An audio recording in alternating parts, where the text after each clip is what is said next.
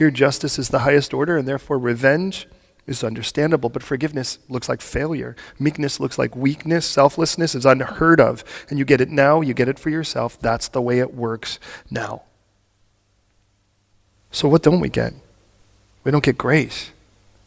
We don't understand grace. The idea that, and we don't understand selfless love because, to be honest, those are not worldly things. Grace is entirely reliant on the kindness of the giver, not on the deservedness of the recipient. The moment you deserve it, it's not grace. Which is strange, by the way, because the way you're supposed to learn that was from family. You see, somewhere down the line, you should have had parents, and forgive me if you didn't have these kind of parents, that loved you when you pooped and cried and kept them up all night.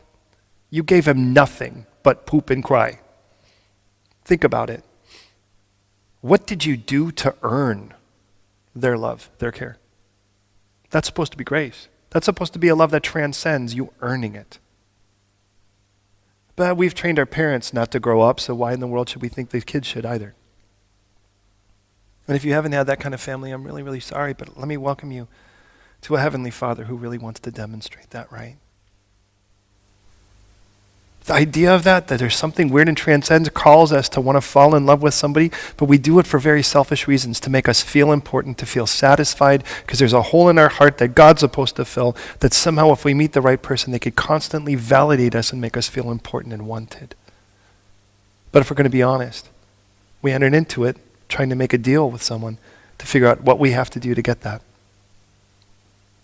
So we understand that the concept of love that Disney sells makes a lot more sense to us than God.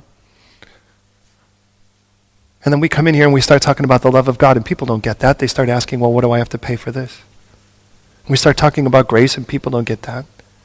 And we start talking about Jesus dying for them, and they don't get that, because the natural mind doesn't get that. That I would understand. And to be honest, somewhere down the line, instead of us holding our ground, we decided, well, then why don't we become more, and I just love this word, relevant. So let me ask you something.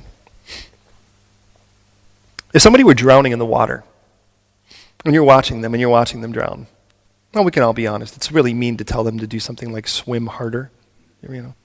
Swim harder! They're drowning. Like, that's going to help.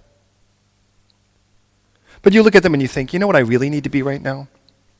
Is relevant. I need to be more relevant. I need them to be able to know I understand what they're going through. So you know what I'm going to do? I'm going to drown next to them. That would be really cool. When you actually have the capacity to pull them out and save their life. Like, but they won't get me. They won't understand me. I'm from a totally different place. Yes, you're actually from dry ground where no one's drowning, and they're drowning. So the question is, do you want to actually have them pull you into their world, or do you want to pull them in yours? Do you want to drown, or do you want them saved? That's really the question.